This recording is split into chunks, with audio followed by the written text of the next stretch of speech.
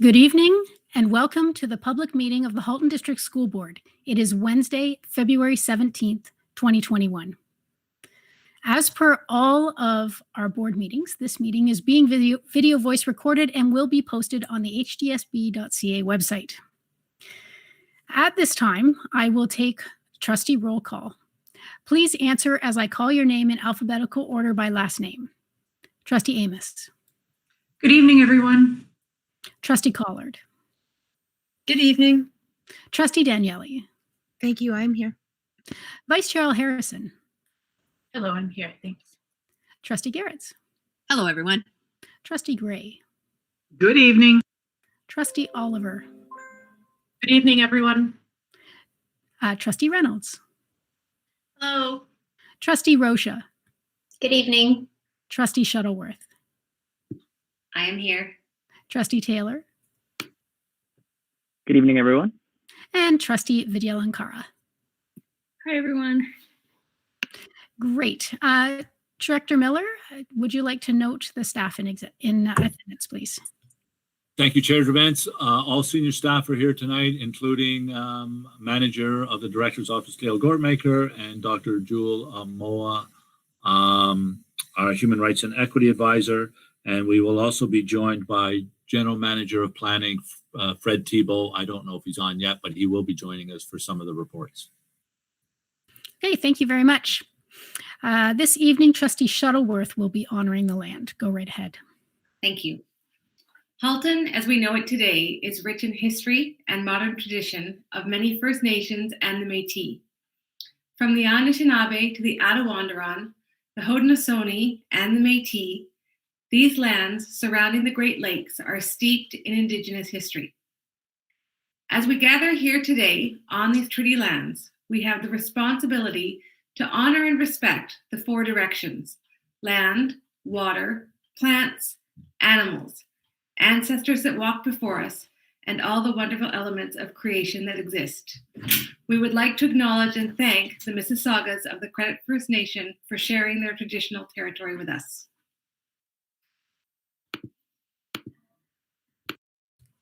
Thank you very much.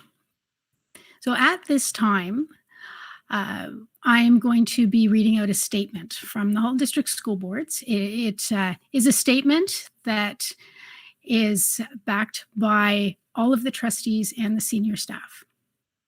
It was created in consultation with some community groups that are heavily involved in anti-racism and anti-discrimination work.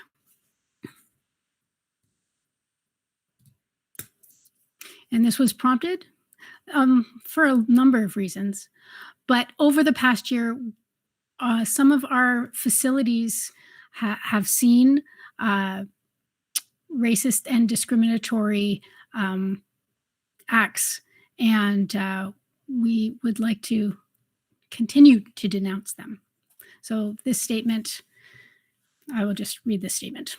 So we wrote to you last spring, denouncing the persistent and ongoing racism that led to a broad response across North America, and in fact, across the world. At that time, we were all reminded that our responsibility to intervene and respond to situations where racism exists. Recent local acts of hate that have occurred in Halton have reinforced the need for collective action to ensure that anti-Black and anti-Indigenous racism is eliminated. When discriminatory acts occur in our school communities, it contributes to the ongoing harm, trauma, and pain felt by targeted communities and society at large. We recognize the systems of oppression that exist within society and educational institutions. The following are a few examples of how we intend to build on past work to support building respectful, inclusive, and caring school communities. We are committed to ensuring inclusive, equitable, and safe spaces for all students and staff. This is affirmed in the multi-year plan 2020-2024, which incorporates specific goals and strategies to intentionally confront racism in our schools and workplaces. The Halton District School Board recently launched the Human Rights, Equity, Action, and Accountability Plan, The Way Forward, to reflect the board's commitment to create and maintain safe, equitable, inclusive learning and working environments free from discrimination for students, families, staff, and members of the public. To address and interrupt racist and discriminatory language, the board has developed the Halton District School Board Discriminatory and Harmful Language Protocol, a critical response framework for implementation across all Halton District School Board sites. The Halton District School Board is in the process of establishing a multi-stakeholder Human Rights and Equity Advisory Committee that will propose and respond to human rights and equity initiatives that support student achievement and well-being. All Halton District School Board staff and trustees engage in training and ongoing learning opportunities focused on creating equitable and inclusive environments for staff and students. There is significant work to be done, and we are all responsible for our future actions and past negligence in addressing racism and discrimination in our schools, workplaces, and broader society. The Halton District School Board is committed to working with students, staff, parents, guardians, and community partners to nurture equity across the board and create the conditions where all are respected and empowered to achieve their full potential. So this will be going out to our community. And as I mentioned, it is supported by all trustees and senior staff. So we will now move on with our agenda. Are there any declarations of possible conflict of interest this evening?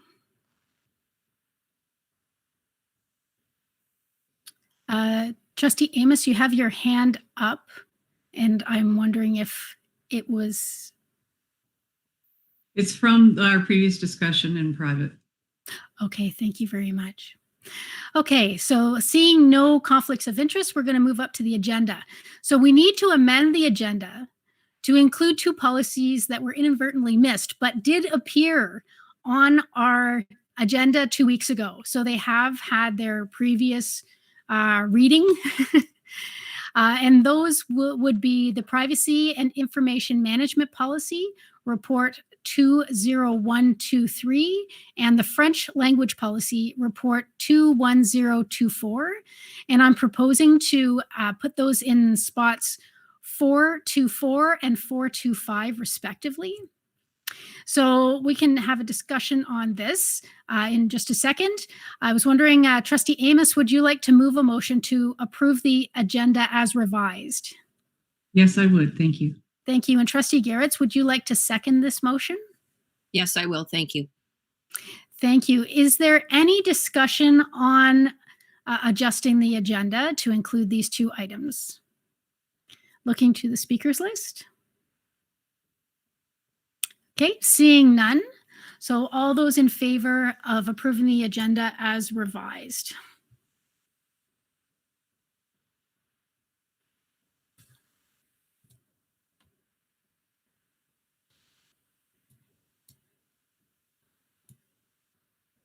And that carries unanimously. Thank you very much.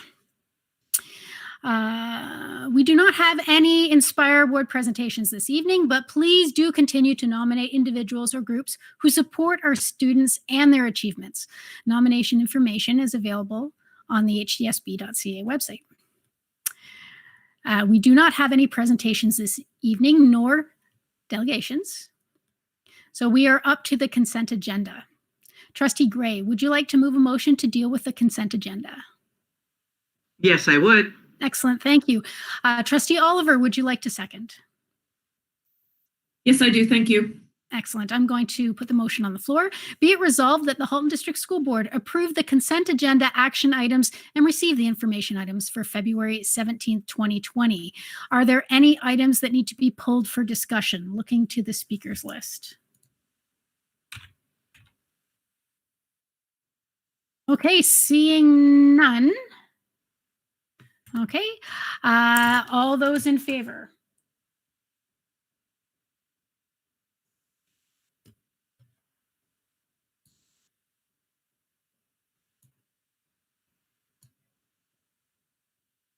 And that carries unanimously. Thank you very much. Okay, moving along here.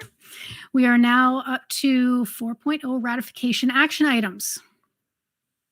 First is 4.1, approval of business transacted in private session.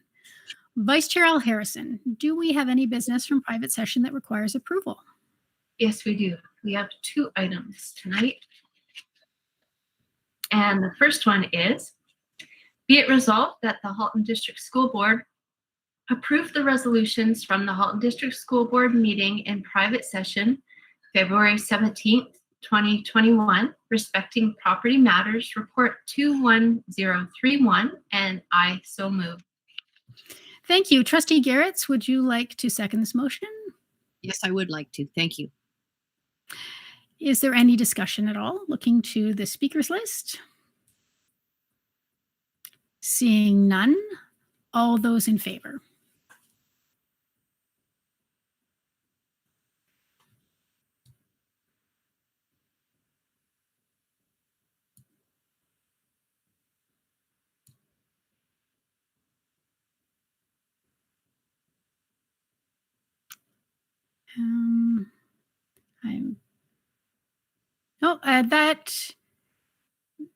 That does carry with everybody that was in private session. There we go. Carries unanimously. Thank you very much. Vice Chair Al Harrison, do we have another item? Yes, we do. Be it resolved that the Halton District School Board authorize the appointment of the executive search firm LBCG Consulting for Impact, Inc., working with Joan M. Green Associates for the new Director of Education for the Halton District School Board. And I so move. Thank you very much.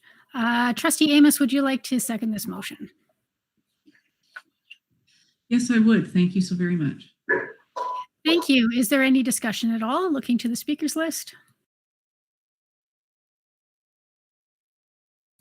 Seeing none, all those in favor?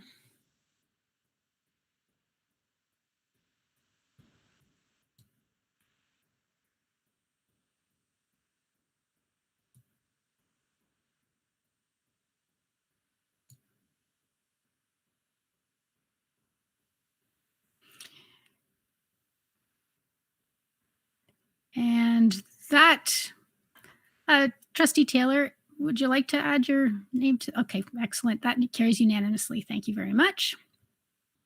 Okay. Yes, we had 13 votes. Okay, so moving on to the action items for this evening, we have 5. And the first is 421 SEAC membership, new representatives, report 21026. Trustee Garretts, would you like to move this item? Yes, I would. Thank you so much. Vice Chair Al Harrison, would you like to second? Yes, thank you. Okay, I'll put the recommendation on the floor. Be it resolved that the Halton District School Board approve the recommended appointment of Yalan Gorisa. I really apologize. As the HDSB SEAC representative and Jen Heidstra as the alternate representative for the Association of Bright Children Ontario. Before I open the floor to debate, would someone like to speak to this item at all? Superintendent Ruddock? Thank you. Through the chair to trustees. The 2 current representatives, Deirdre Wu and Hedel Shaw, are stepping down from their positions effective the end of this month. And the Association of Bright Children are putting forward Yalan Gorica and Jen Heidstra as their new representatives effective March 1st. Okay, thank you. Looking to the speakers list and seeing no speakers, all those in favor?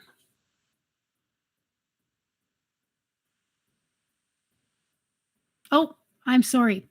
Vice Chair Harrison, you do have your hand up. I'm faster than the internet. Go right ahead. That must be a superpower, but I don't believe that it interferes with the vote that's already taken place.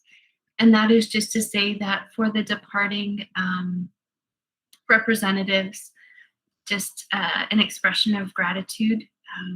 People come to these positions as volunteers, and they spend many, many hours not only at the meetings, but reviewing the agenda packages and consulting with their constituents, families, and bringing lived experience that's so important to the table. So I just, since I've been fortunate enough to move into one of those positions on SEAC as well, I just want to say thanks to the people who have generously and kindly donated their time and wisdom. Thank you.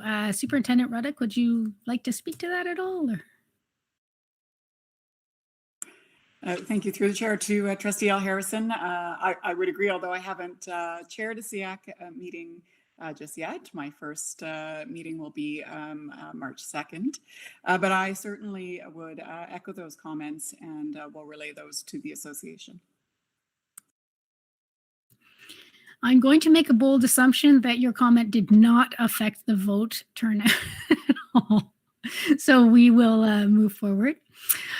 Okay, so I'm going to move to 422, Trustee Professional Development Update, Report 21032, submitted by Trustee Collard, Daniele, Gray, Rocha, and Shuttleworth. So Trustee Collard, would you like to move this item? Yes, I would. Thank you. Trustee Daniele, would you like to second? Thank you. Yes, I would. Okay, I will read the motion, put it on the floor. Be it resolved that the Trustees Professional Development Planning Committee be authorized to finalize the plans for the Mending the Chasm, I'm reading the next word at the same time. Mending the Chasm Anti-Racism Leadership Series to take place from April 12, 2021 to May 3rd, 2021 at a total cost of $11,300. Be it further resolved that this professional development opportunity be funded from the trustees' prior term reserve amount in the amount of $5,650 and the board's professional development account in the amount of $5,650. Before I open the floor to debate, would someone from the committee like to speak to this item? Yes, I would. Thank you. Go right ahead. Tonight's letter that you read so eloquently at the beginning of our meeting, Chair Grabentz, speaks to the importance of this professional development.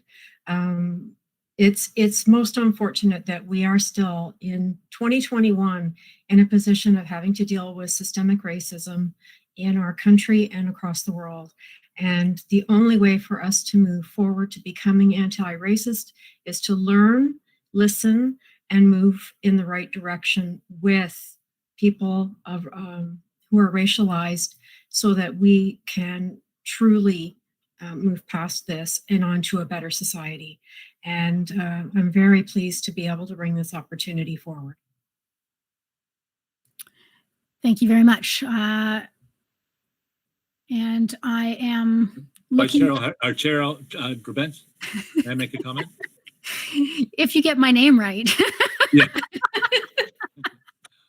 Chair Tracy Grabentz.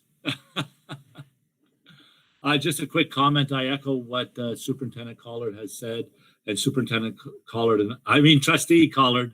Trustee Collard has said, and Trustee Collard and I have had several conversations about this, and senior team is participating in this professional development with the trustees. And I think it's a valuable opportunity for us to work together and be as one. we pretty well are as one most of the time, but on this issue, I think there's no question that we will be as one and are as one. But to you, Trustee Collard, there may need to be one change in date due to the change in the March break timing, and that's the April the 12th date. So there may be into May, and we can speak to the provider for that. Absolutely. Thank you. Yes, late breaking ministry directives. Anyways, I shall not editorialize. I see no one else on the speakers list. So all those in favor?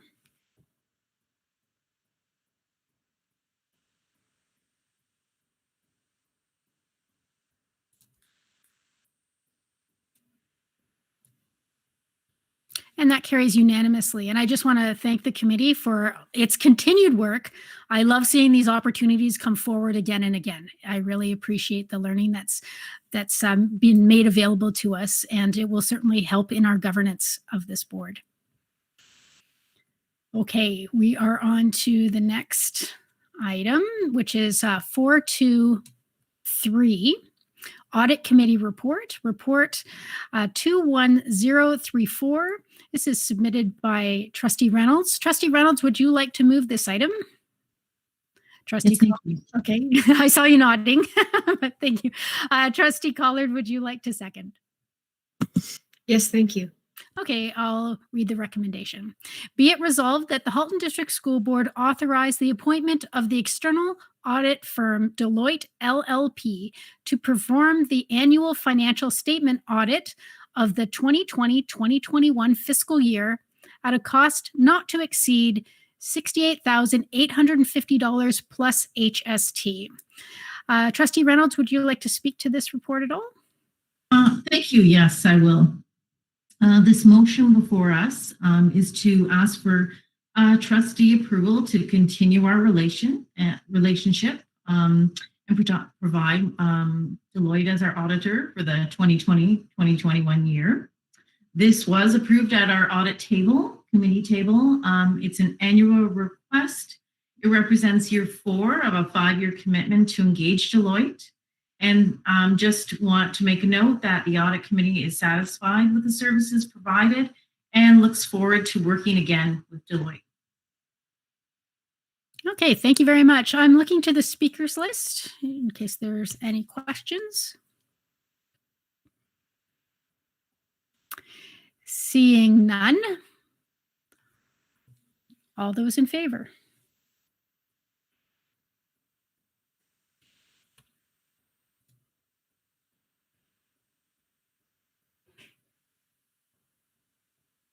And that carries unanimously. Thank you very much.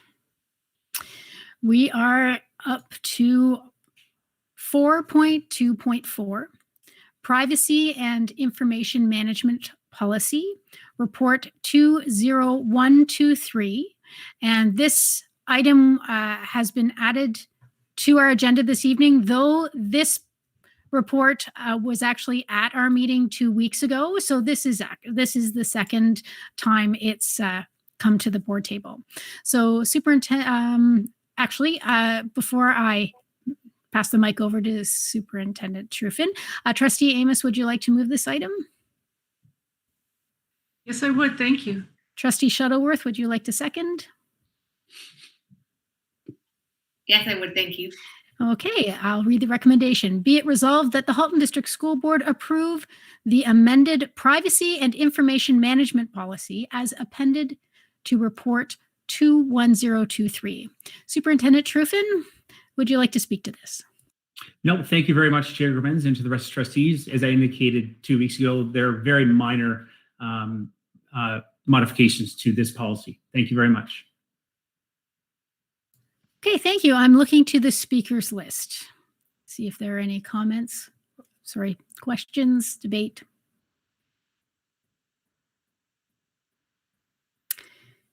Seeing none. I'm trying not to be faster than the internet here. Seeing none, so all those in favor.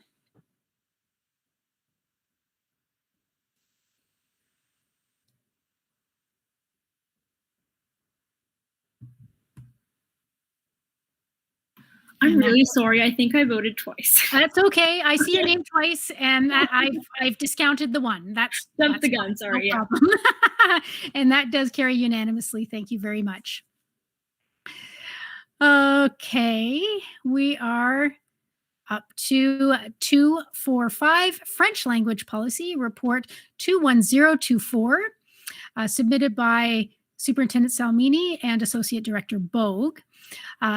This again is another policy that we've amended to this package, but it did come to the board package 2 weeks ago. So this is the second reading.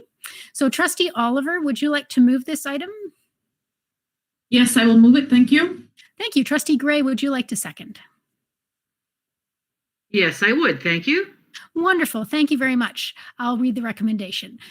Be it resolved that the Halton District School Board approve the amended French as a second language policy as appended to report 21024. Before I open the floor to debate, Superintendent Salmini, would you like to speak to the report? Thank you for the opportunity. This evening, I don't have anything to add from our previous discussion, so thank you. Okay, thank you very much. I'm looking to the speakers list to see if there are any speakers to this policy.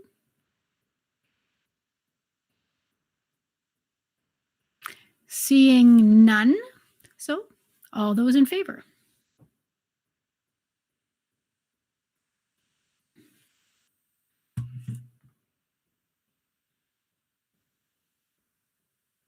And that carries unanimously. Thank you very much. That policy is approved. We are now up to communications to the board. First off is 5.1 student trustee reports. Trustee Vidyalankara and Trustee Taylor, do you have a report for us this evening? Yes, we do. Excellent. Go right ahead. All right. Thank you. Hello, everyone. Trustee Vidyalankara and I hope everyone's having a good night. As you may know, we have selected our executive team, and this includes our regional directors. We would like to inform the trustees that these regional directors will soon be reaching out to you in order to introduce themselves and connect with you to further enhance their position as representing their region. Additionally, we have created working groups for various topics such as equity, mental health, sports, and graduation, so that we can start to make real progress on these areas. And these working groups will be fully up and running and working on solutions to these problems by our next meeting, which will be on Tuesday, February 23rd. We would also like to kindly remind all grade 7 to 12 students of the HDSB that the student trustee elections are coming up. On February 23rd, recordings of candidate speeches will be available to view. The elections are being held on Thursday, February 25th. Voting begins at 12 p.m. and ends at 6 p.m., and students will be sent a link to vote through their HDSB email account. We hope to see a record voter turnout this year. Thank you. Excellent. Yes, it is exciting times for the Senate and students that want to be sitting around the table next year with us, because who wouldn't want to sit around the table with us?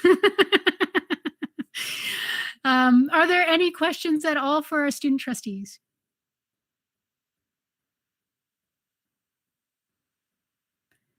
I see no questions. But I just want to wish everyone that is running good luck. Okay, so we are going to move on to action items for March the 3rd. Boy, this year feels like a million years long, but also screaming past. It's pretty wild.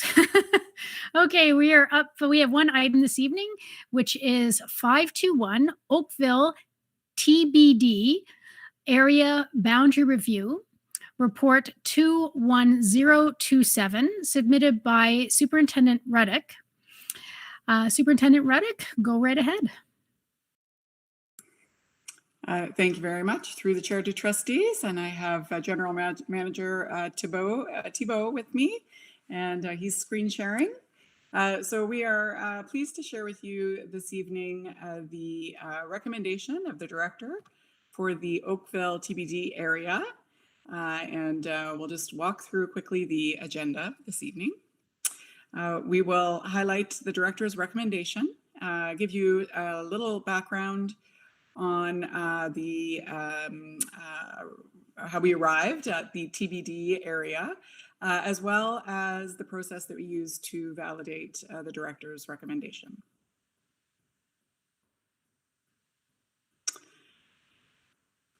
So the recommendation that we have before you, I will read it for you as it is a little lengthy.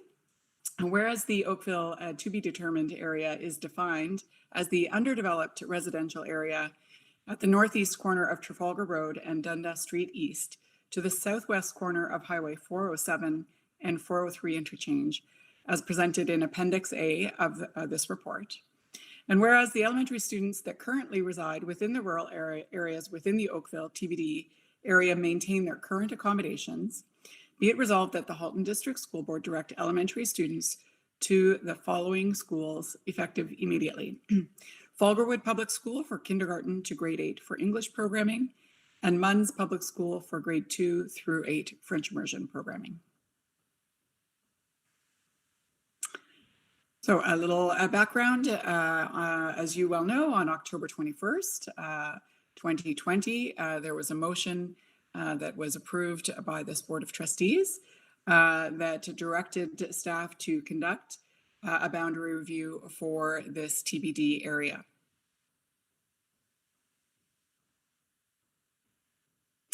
The TBD area, as described in the motion, is this area that is outlined in red on the map.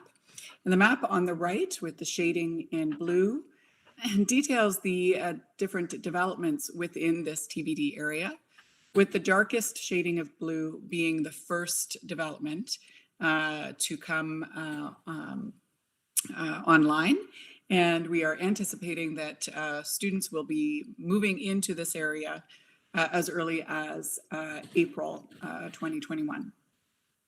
All right, so with that, to Superintendent Ruddock's comment, the area that's outlined in pink here is the Matavi development that's happening right off of Dundas. So those are the houses that we expect to have occupancies by April. So we'll start seeing students coming in right now come April 1st, if not delayed by maybe a week or two, but not much more than that. So developers are still very much confident that the students will be coming at around that time, or occupancies will begin then. So because of that, and seeing that there really isn't a school that's being directed, or these students don't really have a home school to be directed to, hence the urgency in getting the boundary review process completed for this area as soon as possible. In terms of who's potentially impacted by this boundary review, when we're reviewing this with our boundary review steering committee, what we found is that the ones that would be impacted are the ones that are being generated from this new development. So until such a time a neighborhood school is available within this area, which we believe the next one will be the Oakville number 3, is the next one that we think is going to be available through the site acquisition process. Those students will need to be directed outside of that community to a holding school in the interim, and it'll be transported because of the crossing of Dundas. In terms of the existing students, as we mentioned earlier in the proposed recommendation, they would remain with their existing accommodations, whoever is there now. And the other impacts are the ones that the students that are at other holding schools that we may be directing to, which will see an increase in pressures. So in terms of going through this process, as I mentioned earlier, we had established a boundary review steering committee that was comprised of the superintendents at the time that were managing this area, both on programming and for their family schools, and as well as the affected trustees of the area, and an additional trustee from outside. In terms of planning staff was also part of this committee as well. And what we had done is review a number of things, as well as the responsibilities of the steering committee. One of them was determining what kind of boundary review this would be. And given the fact that there were very few options available as part of this process, as well as the fact that there were no existing students that were living within the area, and the urgency to complete this process to have a homeschool, the BRSC determined that a pathway to process would be followed, which wouldn't establish a boundary review committee comprised of parent groups, because there are no parents in the area, but instead just provide a recommendation and inform the community. So With that, our communication strategy to the community would be what we've already been doing in terms of providing letters to the development community as well as the sales offices, letting them know that there is a bound review that's being undertaken and that the results will be communicated. And we've also informed our school communities that the bound review is being undertaken, as well as the results that will be shared once it's complete. So in terms of our timelines for the pathway number 2 process, right now we're presenting this recommendation for information, and we hope to bring it forward to board for approval on March 3rd. In terms of the criteria that we looked at, they're the same criteria that we review as part of the bound review processes. So all of them were put in consideration.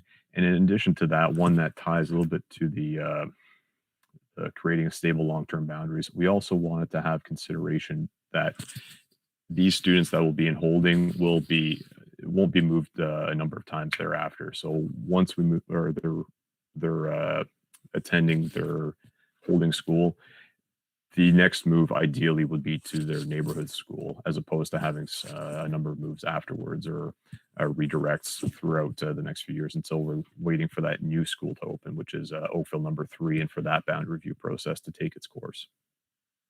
So the option that we're recommending as part of the 4 that were reviewed in this process is option number 2.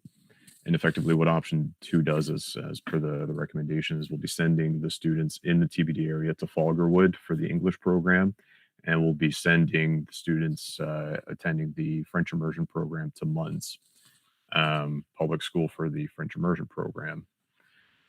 In terms of the numbers and how this looks in terms of the stability of this boundary, making sure that this is a long-term solution that will minimize disruption to future families in this area, we've reviewed how the number of students being generated from this area stack up to the amount of capacity that's available at Falgarwood and Munns. Just a quick overview of these charts, just to familiarize ourselves with them. The gray line here represents the built capacity of the school. The red line represents the total capacity with portables.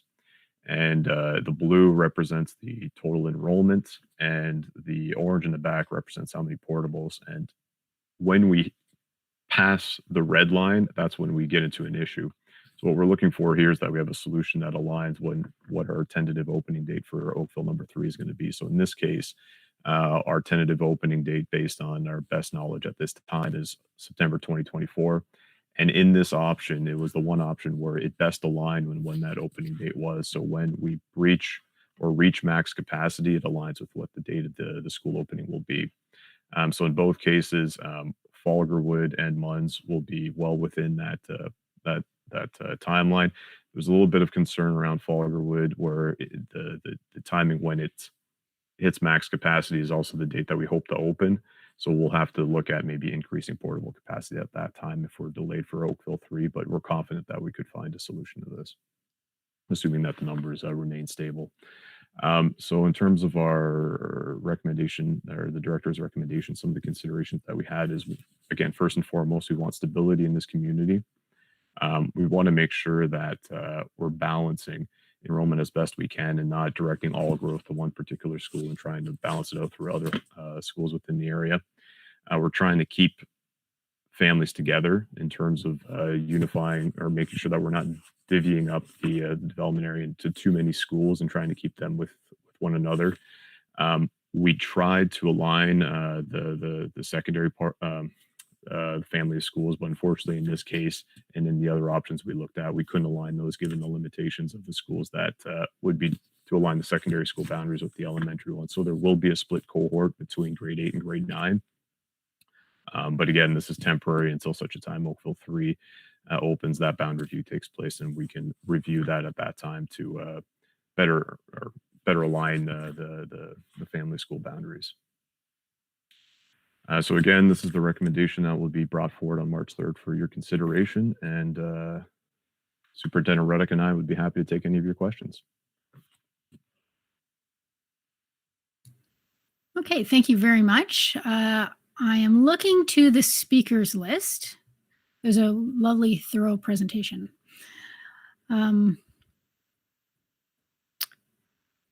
Seeing none at this time, we look forward to you returning on March the 3rd for its final viewing before voting. Thank you so much.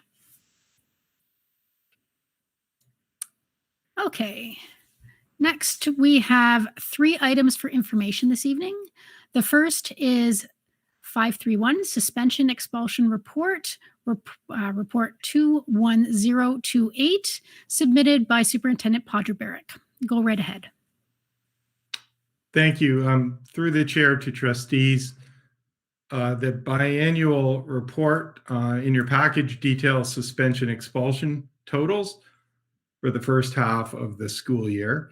It also offers comparative data from the same period last year. I'm happy to take any questions from trustees. Thank you. Looking to the speakers list.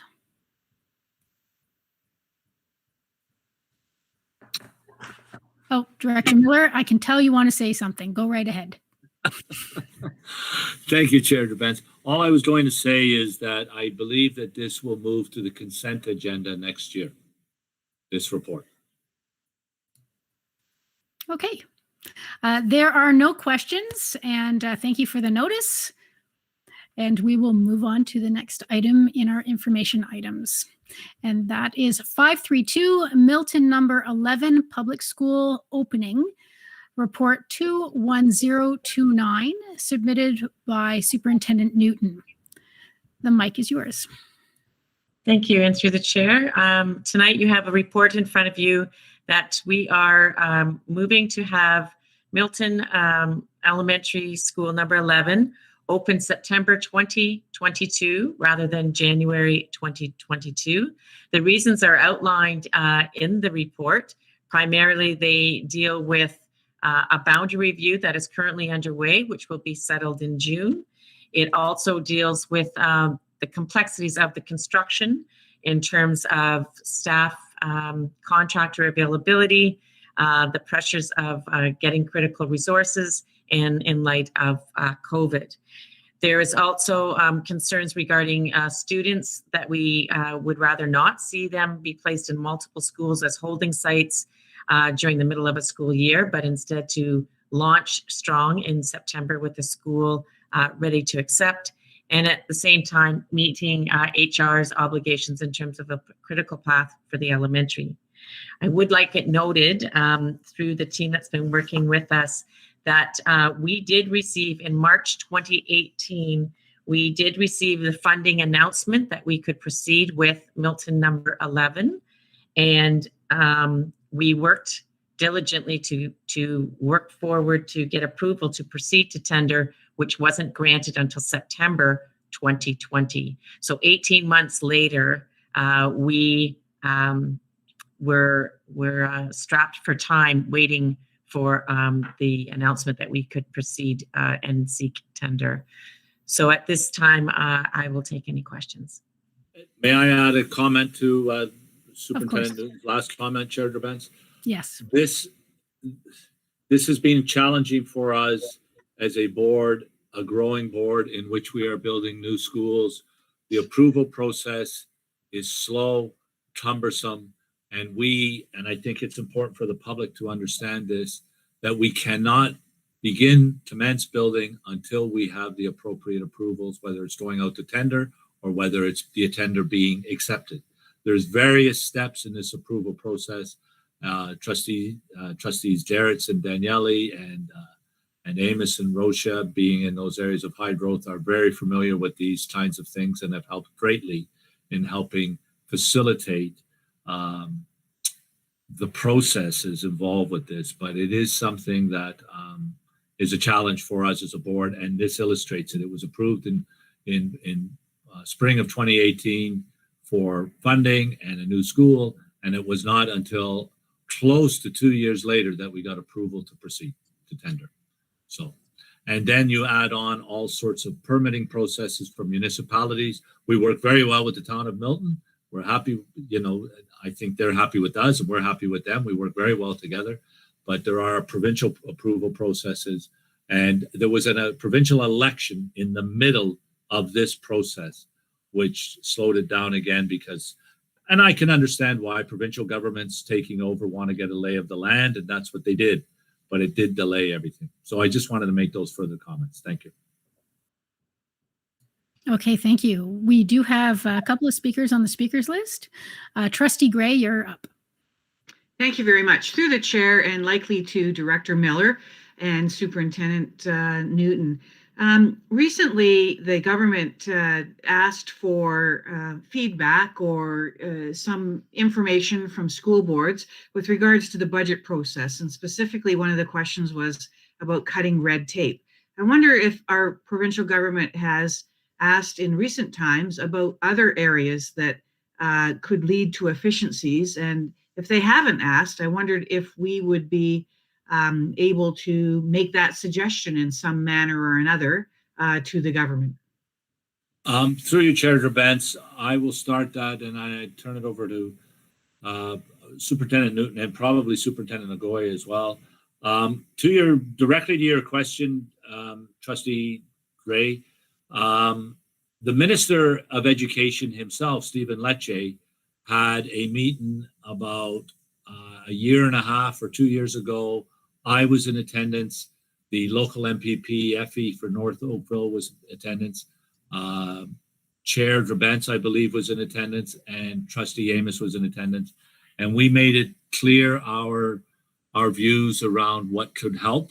And we followed up with a written letter, which around some of these approval processes. The minister was receptive to what we had said. I have also made suggestions to an ADM, an Assistant Deputy Minister, as well. And the directors of Ontario have also put their opinions and views around this, because this is not unique to the Halton District School Board. It is around the province. But Chair Drabentz or Trustee Amos may want to add something as well, but it has been brought to their attention, and it was brought directly to the Minister of Education. But there's other vehicles, and Superintendent Nagoya and Newton may be able to speak to those. I will defer to Superintendent Nagoya on this question. Thank you, through you, Chair Grabantz. We also participated in the lean review. So our board was one of the pilot boards to provide input into what is called a lean review, with which is a ministry's review of the approval process and how to find efficiencies. The result of that review is, my understanding is, it has been drafted and is ready to be presented to the minister in the next little while, if it hasn't already. So my information is about 2 weeks old currently. As soon as it's provided to the minister, we should be receiving information on what are some of the efficiencies and a more shortened time frame for approvals for future projects. That doesn't really help us with Milton 11, unfortunately. It has taken quite a long time from the time the funding has been approved to when it was approved to go to tender. And then with the COVID situation and delay in deliveries, et cetera, and work requirements and some stoppage of work, everything has pretty much turned into a snowball effect on this project.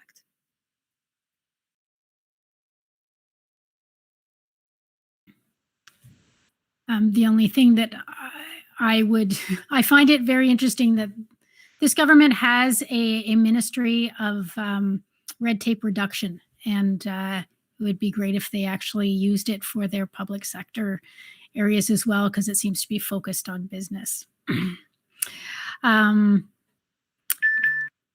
you have a follow-up at all? No, I just wanted to thank everyone. Okay, thank you. Trustee Garretts. Well, as you can well imagine, this trustee isn't very happy with this announcement, and it's not a surprise. The constituents, our students, are the ones that are going to suffer from this. Our schools in South Milton are already busting at the seams, and we have portables everywhere. We can call them cottages, but anyway. I guess my question will be, we need number 12 built, and we really need number 13 and 14 built. So what can we do as a board to, I don't know, speed this process up, because we're way behind the 8 ball. And the townspeople aren't happy about it. So what can I do? What can we do as a board to try and speed things up? For number 11, you all know I called our MPP every week. But what else can I do? Thank you through the chair to Trustee Garrett. I know that you represent this community so well, and I know you're vigilant about getting services to our kids and our families, and your energy and enthusiasm for sure is top shelf.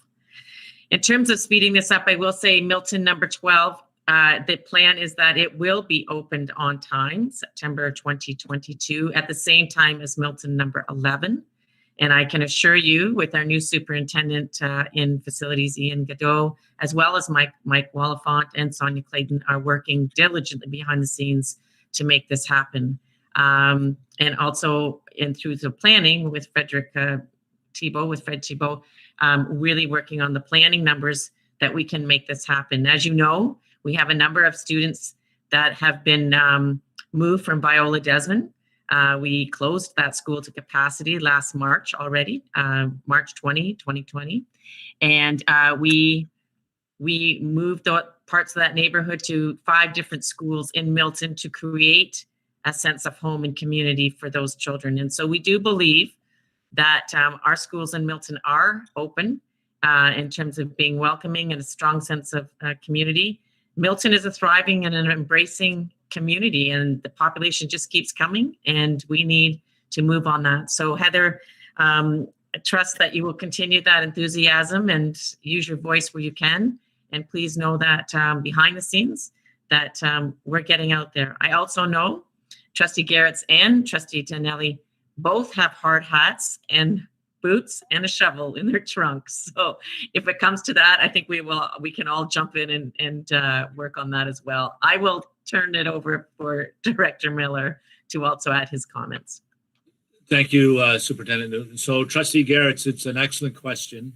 The chair of this board has been very vocal in trying to encourage the minister around the capital priorities list. We went almost 2.5 years without being able to submit capital priorities, which delayed everything.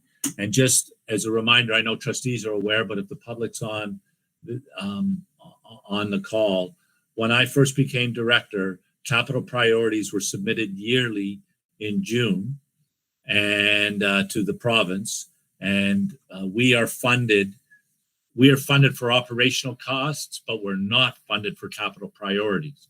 That separate school funding has to go on a capital priority list. And like I said, when I first became director, for the first few years, we'd submit in June, and then the approvals would come in October. At the end of term for the last government, they delayed the capital priority list because it was in the midst of an election.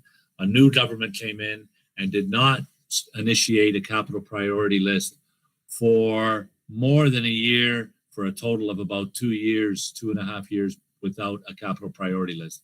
That put everyone behind the 8 ball. And our capital priority list, we usually submit 5 or 6, and we're hopeful to get 1 or 2 of those suggested approved. And to give another example outside of Milton, because Milton has been a challenge all the way along, the Oakville High School, we submitted first in 2015. We were not granted approval until 2019, 4 full years later. And we knew that this was coming. The other challenge with this, and I know, Trustee Garrett, you're not wanting a list of complaints, but I think if public's listening, I just trying to set some context and help them understand. The other challenge of this is developers, they can put up housing estates in less than a year. The servicing comes in, then they apply for permits, they get the permit process, and then the housing goes up. It takes us 3 to 5 years to get approval for schools, the funding for the schools. So we are inevitably always playing catch up with the housing developments in Milton. And And you and Trustee Daniele know better than anyone else on this call how quickly those houses go up in Milton, and the housing goes up in Milton. And it's up before we've even been given approval for a school. And so consequently, you're right. The students have paid a price. We've got students in Milton who've been in 2, 3, 4, and I believe there's even a few that have been in 5 schools. And they're in portables, and they lack a little bit of stability in terms of where they are. What you can do, and as I said, the chair of this board has been very vocal in making that position known. The position of this board is the capital priority list has to be more efficient and quicker. We have to be able to submit and get approval. Then we've got to get approval on the projects, on tendering, and all those other aspects of it. And I would say this, and this might be old information, and Superintendent Nagoy and Superintendent Gadet may be able to jump in. But about a year ago, the template for a school was based on, I believe, $175 per square foot. There is not a chance a school in Oakville, Milton, or anywhere else can be built for less than $220 per square foot. So immediately you're behind the 8 ball. You're designing, you're redesigning constantly because there's a money issue. Those are the benchmarks. I, as a director, and other directors in the province have made our concerns around the benchmarks known to the ministry and the government, that they need to take a look at these benchmarks. They are not reflective of the current pricing realities. So those are the problems. What trustees can do is what you do, Trustee Garrett. Contact your local MPP, have your community contact your local MPP. These are structural things that need to be addressed. And I'm not trying to put pressure on the Ontario government, because some of these delays were with the previous government. So it's not about pointing fingers. It's about let's try to get it sorted so we can build these schools quicker to address these housing situations. I don't know if Superintendent Gadet or Superintendent Nagoy would like to add anything, but I think I just tried to give a context. I know you're aware of it, but maybe the public isn't, and I think it was important for them to understand it. Ian, do you have anything you want to add? Yeah, certainly. I think I support the comments that Superintendent Newton and Director Miller have made, and we need to continue to work with our partners, and that is the ministry. It's also our municipal partners, and as Director Miller indicated, it's 3 to 4 years to get these sites prepped, only so that we can construct on them. And so, only 20% of the timeline is actually the construction activities in many of these projects. And this isn't unique to Halton, is what I can convey to you. This is a concern in other areas of growth within the province, and certainly it's a challenge. And as Director Miller pointed out, the benchmarks are certainly a challenge, and being asked to build the 90% of those is a further frustration in terms of trying to achieve those benchmarks. And so we do need to continue to work with our partners and our communities and develop these relationships like we have in Milton to continue to expedite where we can, because a critical path has so many hurdles to jump over through this process. I'm pleased to join a board that has great success in the work that has gone on here, and some miracles that had been pulled off by the facilities team before I ever joined here. In terms of the timelines for construction, I would say that I'd be hesitant to offer up some of the timelines that we've achieved in the past. And I would just, Trustee Garrett, I just want to emphasize that one point. 20% of this time is in the construction. The other 80% of delays is in approvals and land prep and all that other stuff. And it's that 80% we have to focus. Once we get in the ground, the schools go up.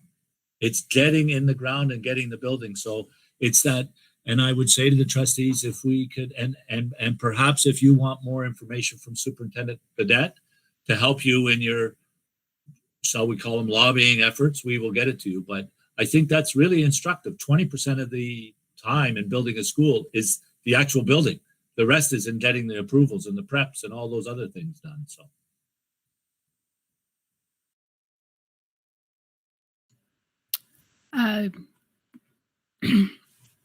Trustee Garrett, are you perhaps interested in perhaps thinking of a motion in the future to help this process along? Yes, actually I am, because 80% of red tape just doesn't work for me. So yeah, I will mull that over and maybe have a little chat with you on that. Okay. And Trustee Garrett, we can provide any data or information you may require for your motion. Okay, thank you so much. Okay, that sounds great. Moving on, 532 COVID-19 schools update. Director Miller, you disappeared. Yes. You're back. I'm back, and I will be turning it over to Superintendent Blackwell. Thank you. So on behalf of my colleagues and the senior team, some updates regarding federal funding and spending update. As we reported in our interim financial report, $2.1 million was used for high priorities, and we allocated that to devices. Most recently, staffing to reduce class sizes. We are adding 10 elementary teachers and 6 early childhood educators. We also have 10 educational assistants added to support students. In addition, another $600,000 in board reserves was allocated to support literacy and numeracy intervention for elementary and secondary students, as well as completing additional psychological assessments. And those are going to take place over the new break as well as during the summer.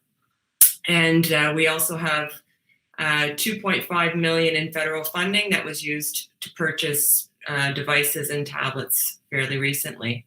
So we've also provided information for collaborative procurement with the funding received to the appropriate channels.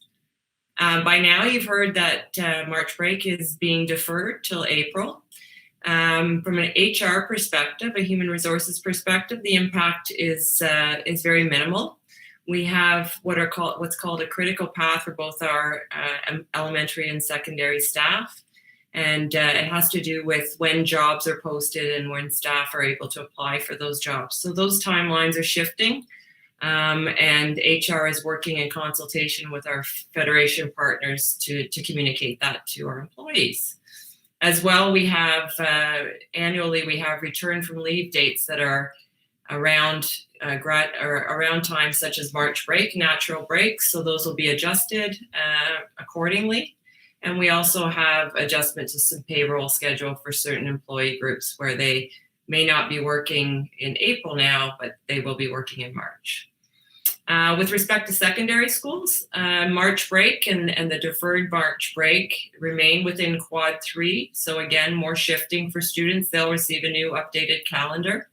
That calendar that looks, they know how to read it now. It's fairly complex, but we know that some will welcome the break later and others will have preferred it a bit earlier.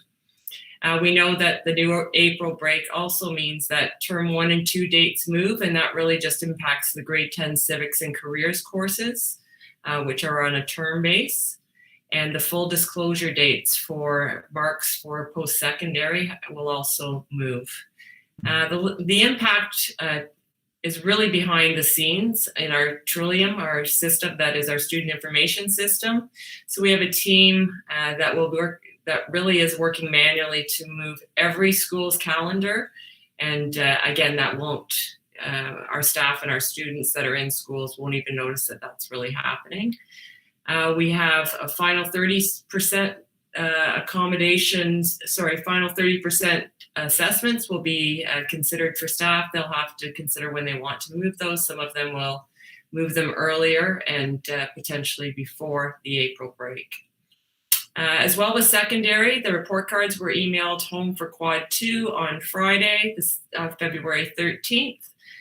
You may have heard that there was an issue with the grade 12 upload of information marks to our Ontario University and College application centers, but this was really only specific to students provincially that were that changed learning models between Quad 2 and Quad 3. So schools did send a message home on Friday as soon as they were aware to let students know that it's being fixed, and also there's been follow-up with the application centers so that they've ensured that it won't have any impact on post-secondary program offers. With respect to elementary program and model switch update, as you recall, the March 1st reorganization is occurring.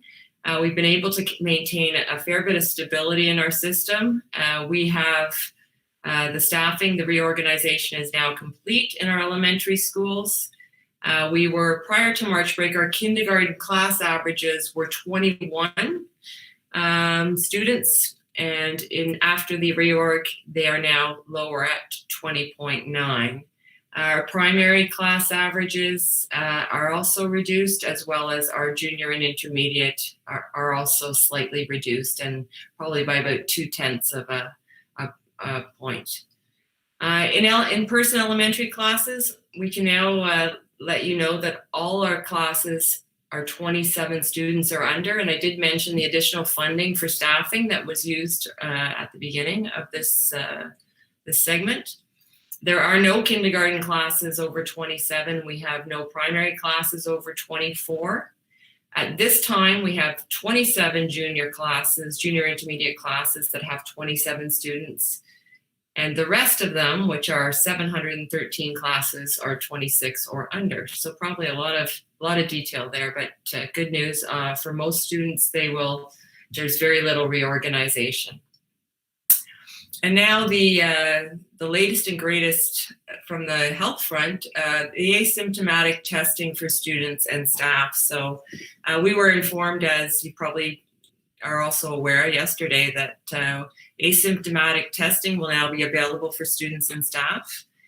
I think it's very important for people to realize that if students have symptoms or if staff have symptoms, they will continue to seek testing at regional testing sites. And for us in Halton, that would be Milton District Hospital, Georgetown Hospital, Oakville Trafalgar Memorial Hospital, or Joseph Brant Hospital. This testing, this asymptomatic testing, is going to be delivered for staff and students.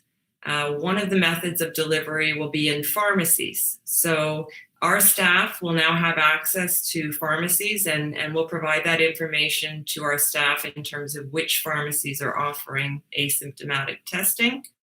It will include all our school board staff, including our transportation staff and our contract cleaners. We are awaiting information with respect to when that becomes available. I believe it will be next week, February 22nd. And we're working very carefully on some of the communication that will go to our staff. In terms of at board sites, the ministry has asked that we are testing or providing access to asymptomatic testing for 5% of our schools, which is approximately 5 schools per week that we will be offering that testing in. The asymptomatic testing is for children and for staff in childcare centers as well. That will be available. And it's determined by data. So we're just, again, 24 hours ago, we received all this information. We've had a couple of meetings with the ministry. We will be working to secure with the ministry a vendor to complete the testing. The testing will be voluntary and it will require consent, and obviously it will be coordinated by the actual vendor, and appointments will be established to provide that service. They will use different modes of testing, so we'll have more clarity on that next time we're able to share this information. It's less invasive for students, but again requires consent. The ministry has procured these tests for the boards, and they've also procured the tests. They will also cover the cost of the vendor. So it's at no cost to boards. The availability is to be confirmed for sites. I do want to, I have received a few questions, and I think we need to make sure that the asymptomatic testing, what it's not, is it's not someone standing at the front of every school doing saliva tests. What it is it's a service that is provided in areas of our board or in our region where there's a high number of cases. And so we will work closely weekly with public health to determine where we will be offering those sites and communicate that accordingly. So I'd be happy to take any questions. Okay, thank you, Superintendent Blackwell. We do have some questions. Trustee Reynolds, go right ahead. Thank you. Through the chair to Superintendent Blackwell, thank you for your report. That was a lot of good information for us to hear, and thank you for the thoroughness of it. I have two questions. One is regarding the money, and the other is regarding the asymptomatic testing.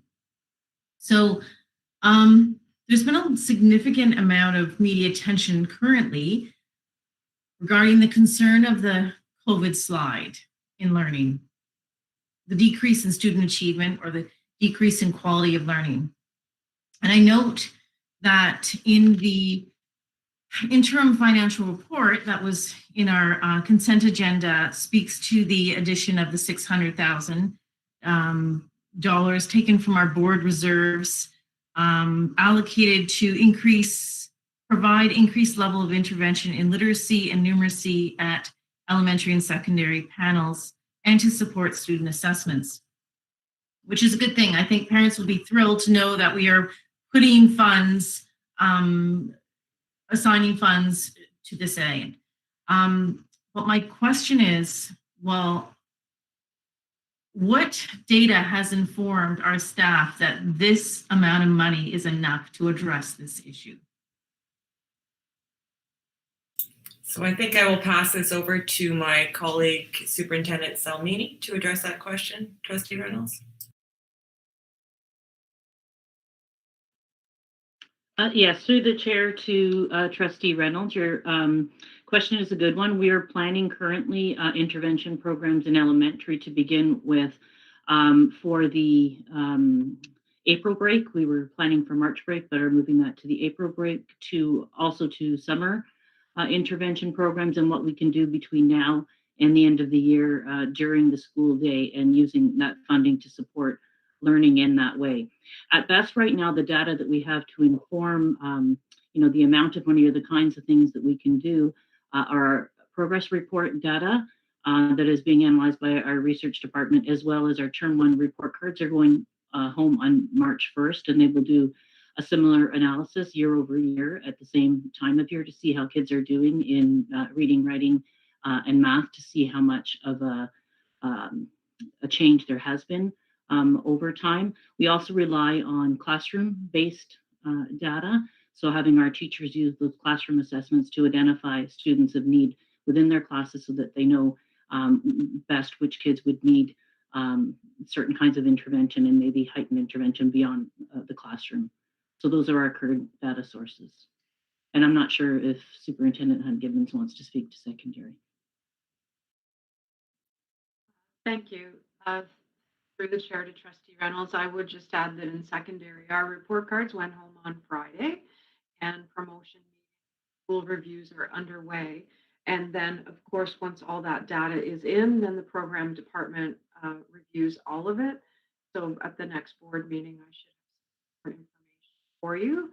And of course, that also informs our plans for other programs and gap closing. We are focusing on mathematics, excuse me, and English as a second language in terms of gap closing right now. Excuse me, sorry.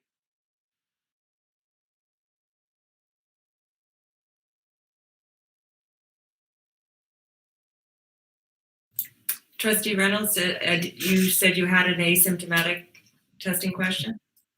Yes, thank you for that. So my question is with respect to what the ministry has reported, which is school boards are encouraged to prioritize schools in areas of high transmission, high case numbers, and schools where access to current testing programs may be challenging. My question is with respect to the access to testing centers. Having a look at the current COVID-19 testing centers, I note that there are no pharmacy assignments for the city of Burlington. I don't know, and I'm hoping that this gets changed. I realize the hospital is currently being used, but this municipality didn't have one assigned in the testing location. So my question or really comment was, I hope that this doesn't create a barrier for ease of access for our staff to have access to this opportunity, because seriously, what this opportunity will impact what happens to us over the next number of months. So, I note in your report, you did say there's further information coming. I hope that it includes further access to the testing in our pharmacies for the city of Burlington. So really just, I guess, a comment, unless you have any further intel that you can share with us. Through the chair to Trustee Reynolds, I do not have intel, but we are meeting with our vendor and the ministry before the weekend, so we will be able to share that information along.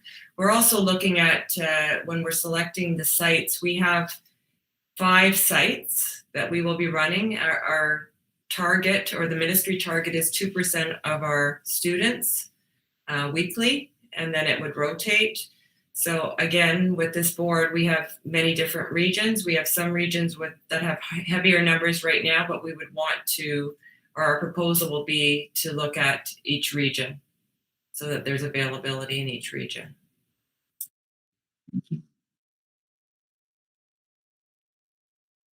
Okay. The next speaker is Trustee Gray.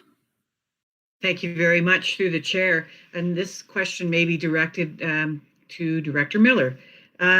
We learned through the interim financial report earlier this evening that a large number of additional staff have been hired this year to reduce the size of classes due to COVID. These additional staff include EAs, ECEs, and teachers.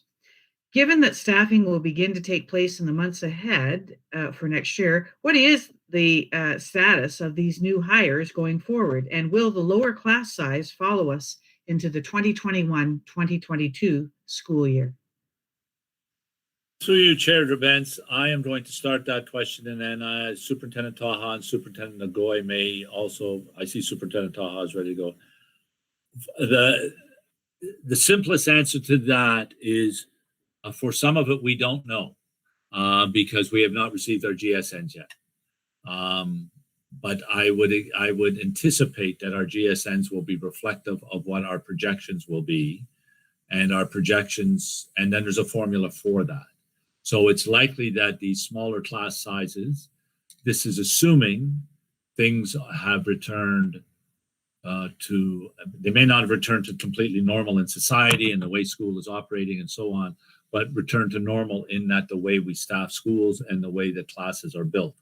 That it's all based on that assumption at this point. I can't be more definitive in this, but Superintendent Taha can give you a bit more information that will be helpful, and Superintendent Nagoy may be able to.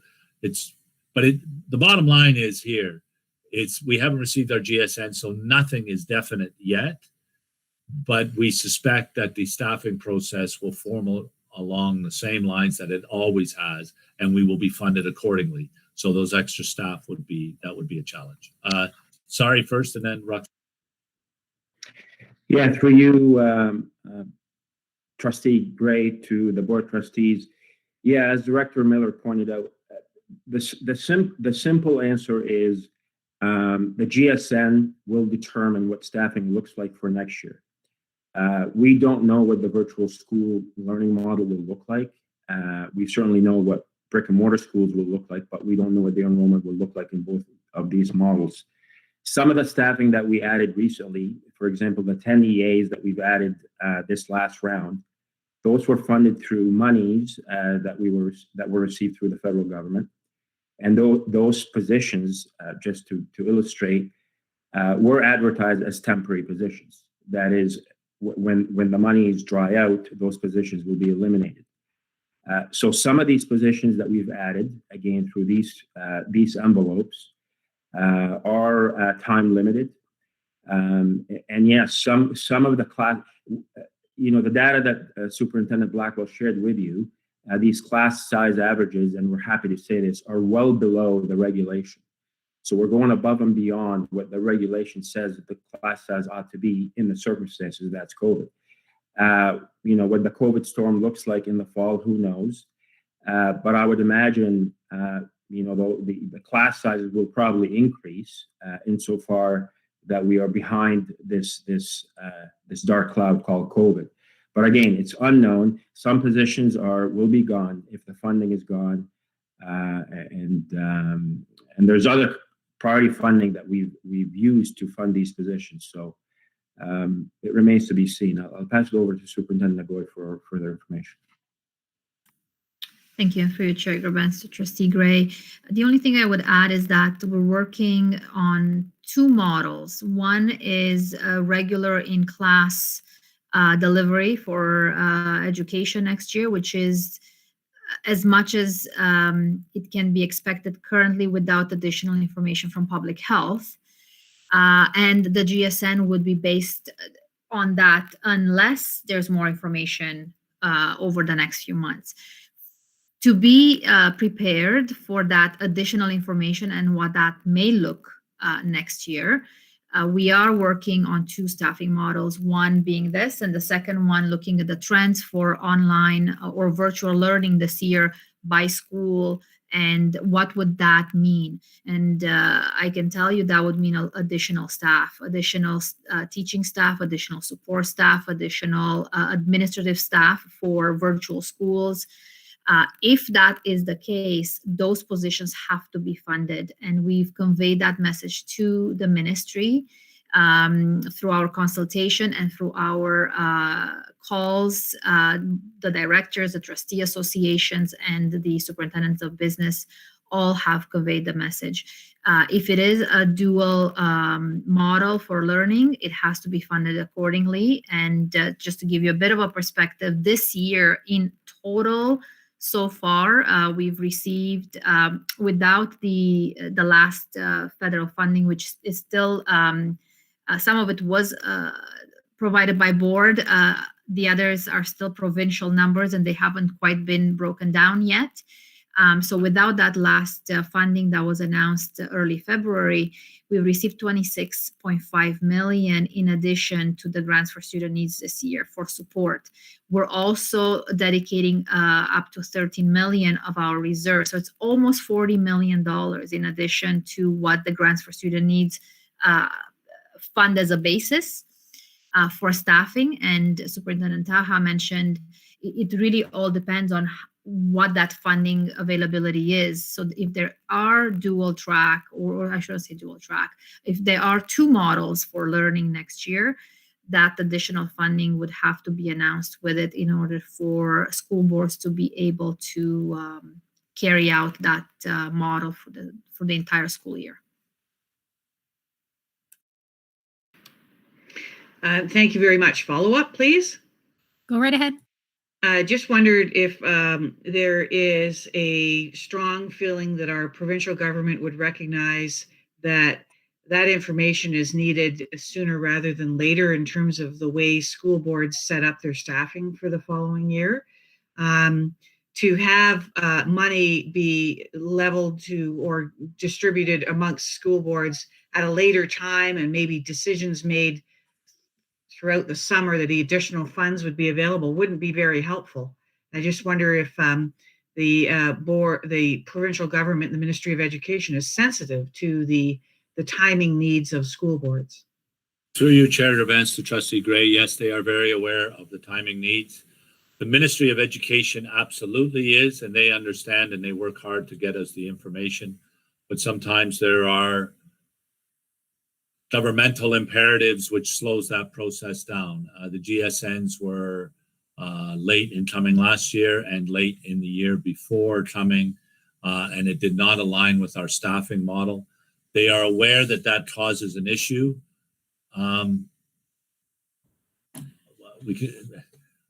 We can't raise the awareness anymore, I guess it is what I'm saying. So they're aware, and hopefully they address that awareness, I guess. Okay, looking to the speakers list, there are no other speakers. So thank you very much for this COVID-19 schools update. Sorry, I did have my name, Chair Griffin. Sorry, it didn't. It's not showing up on my list, but go right ahead. Okay, thank you. Through you to Superintendent Blackwell. I do have a question and a comment about the asymptomatic testing. I'm very pleased to see that that's going to be taking place in our district and our schools. I think it's going to give us and public health a really good picture of the estimate of the prevalence of the virus in our community, and in particular in the hotspot areas as they happen to arise, as well as a good indication of the circulating variants. I'm happy to see that there is consideration being given to using mobile units that would go to the school and make testing available to staff and students. What I gather is since consent will be required, presumably there's going to be some kind of a notice sent out to students and their families to gain that consent. And my question is the goal of the asymptomatic testing to test all of the students in the selected schools, or will they be looking for some kind of a random sample? And finally, what is the anticipated response should the test come back as positive? How will that be addressed? So through the chair to Trustee Oliver, a couple of questions. So your first question was the goal to cover all students in a particular area or school, and the ministry has asked us to look at a 2% testing rate for our system. The data that the ministry has and our public health has is where there have been outbreaks.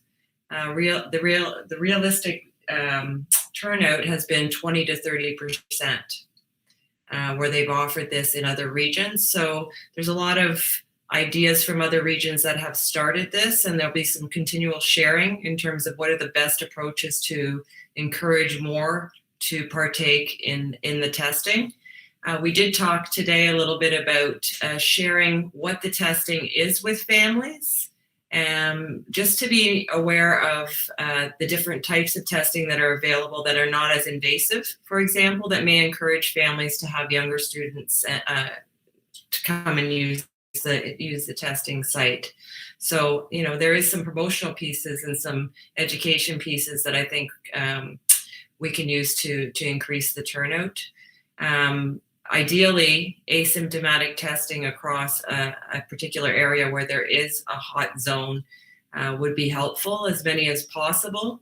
But the reality is, in the outbreaks that they have had in Toronto where they've tried this, it's the rate of return, I guess, about 20 to 30%. So something that we will strive to continue to do.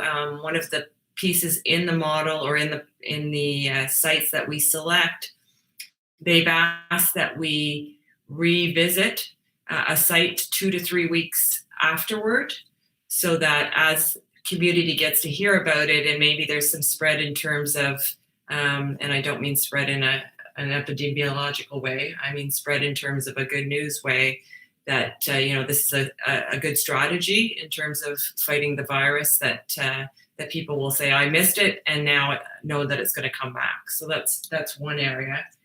I've forgotten your other question. Your other question was? Just to clarify though, will the goal be to, when a school is selected, will the goal be to test all of the students, assuming that they will all get a consent form, or will there be a random sample in that school?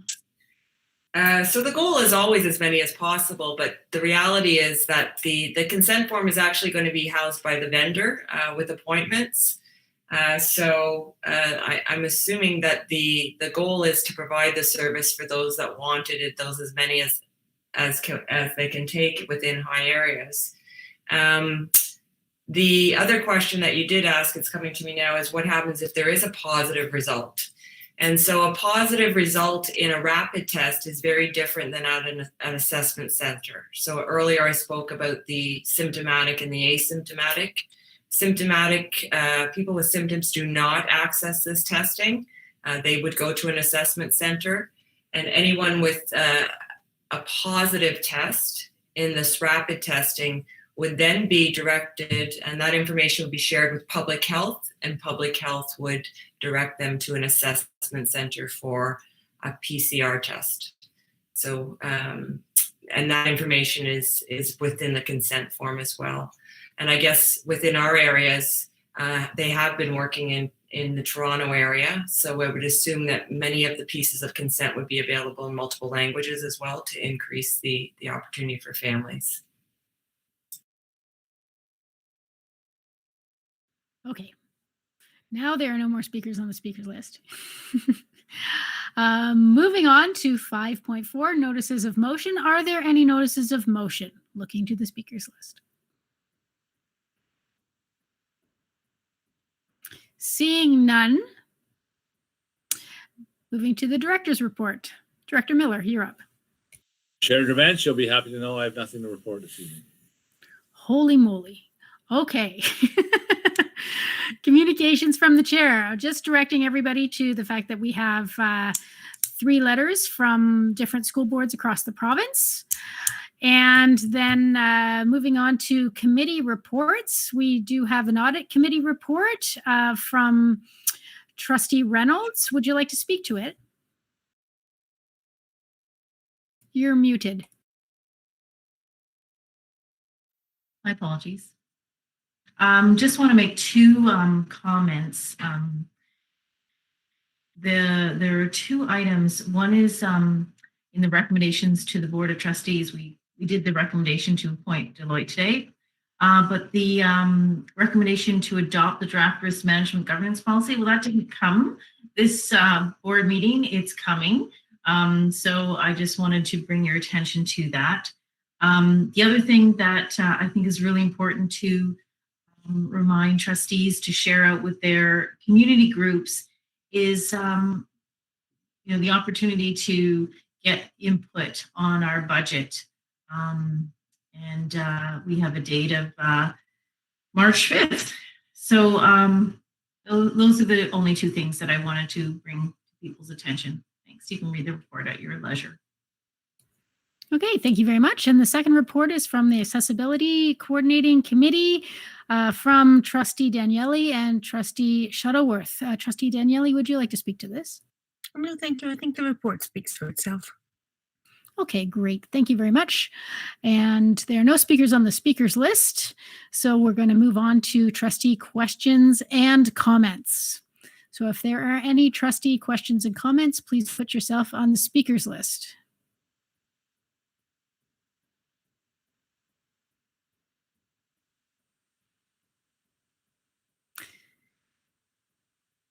I see. Nope. There we go. I was almost faster than the internet again. Trustee Shuttleworth, you're up.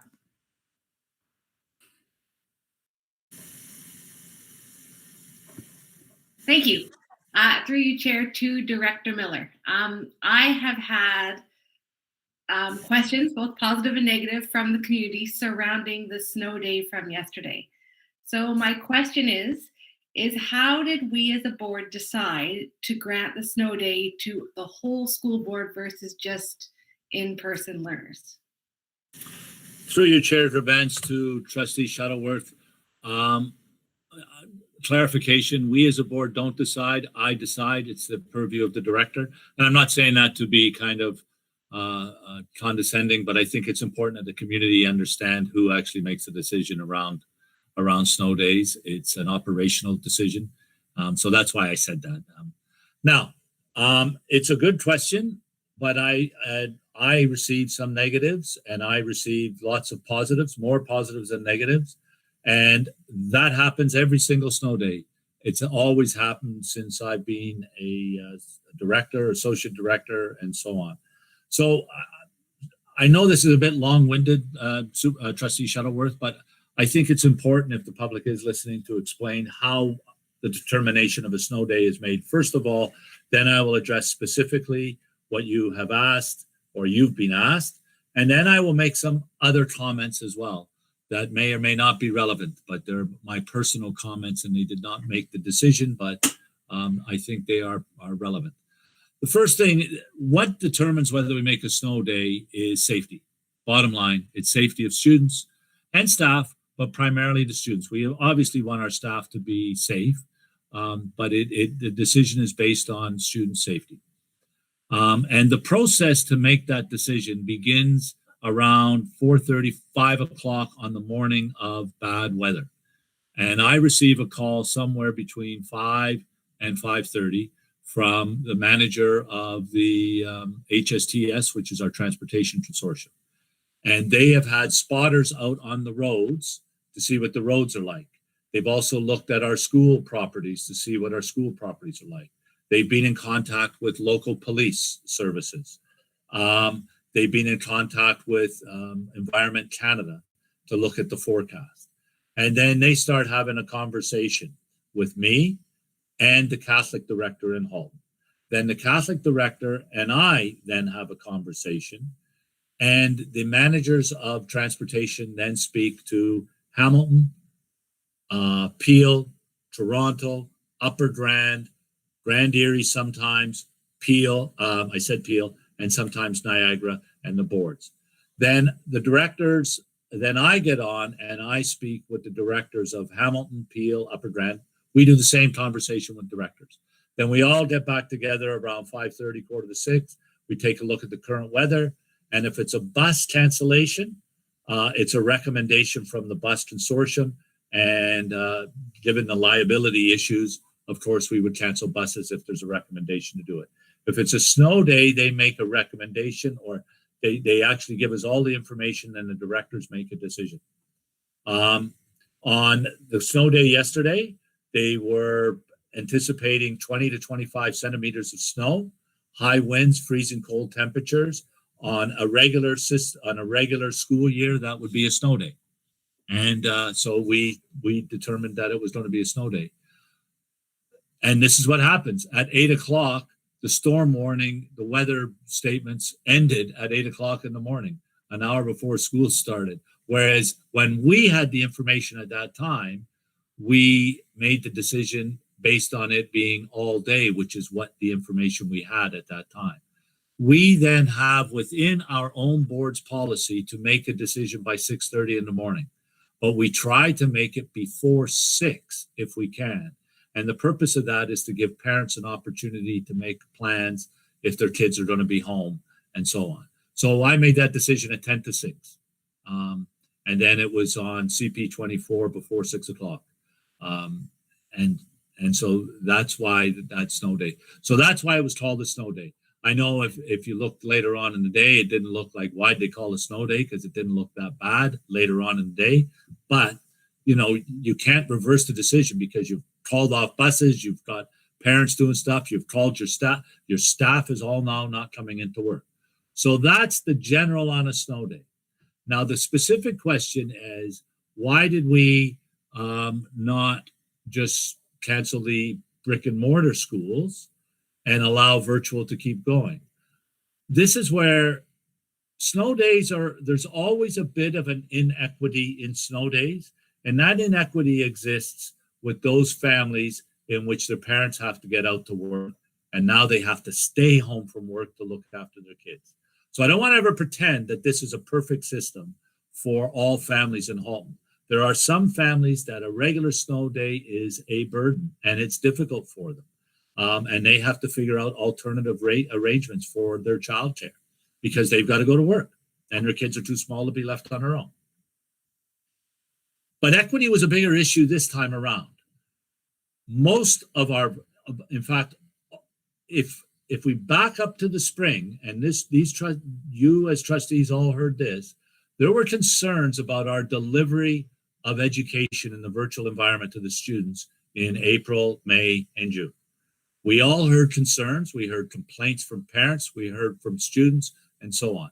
We had technical issues, and teachers had difficulty in delivering the stuff based on their own technical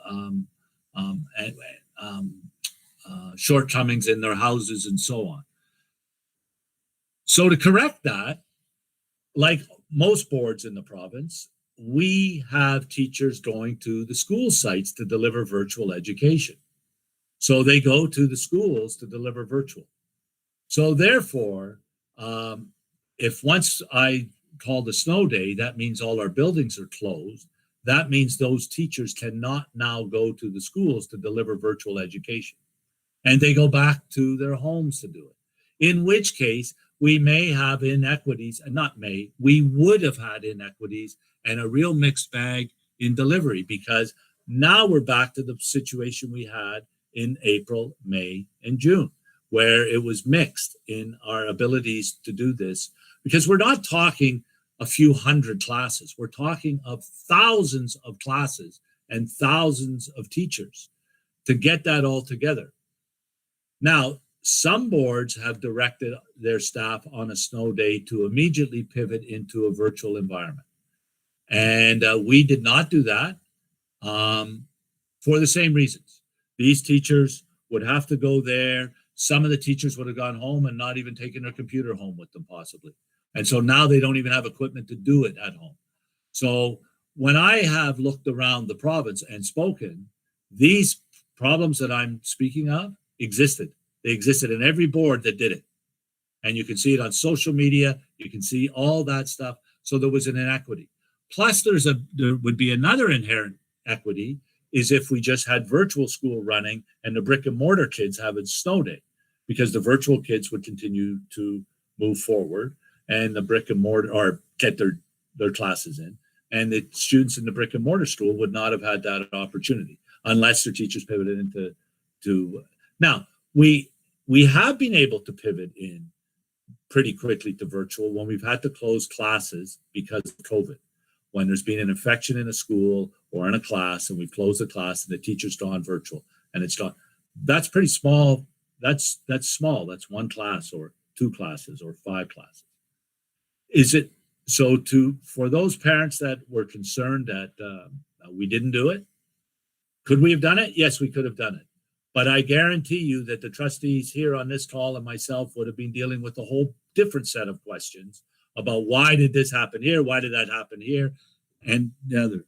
So now I'll go to my personal comments. These did not weigh in my decision, but I think it's important that people understand where I came from in terms of thinking about it. There is not a single student in our system, and I would bet my life on it, who will be impeded from going to university or college or pursuing the work that they want to do because of that snow day. There's not a single student that will be affected long-term academically, even short-term academically. Many students did have assignments to do that teachers had assigned before, and they had work to do. That's one aspect. The second aspect of this is we announced as a board, and we that if a snow day is a snow day, and if we have a snow day and we put out that communication well in advance in November, if there's a snow day, it's going to be a snow day, and our schools will be closed and it'll be treated as such. But here's the kicker, I think, and I understand some people are concerned, and some parents were worried about their kids' education, and I completely understand that. I've been in education for 37 years. I worry about kids' education. I worry about the gaps in COVID and all of it. But I tell you what else I'm worried about. These kids have lost commencements. They've lost graduations. They've lost school sports. They've lost school musicals. They've lost school plays. They've lost playing cards with their friends in the cafeteria at lunchtime. They've also lost all those things in the community. Their hockey teams aren't running. Their baseball teams aren't running. Their dance programs are not running.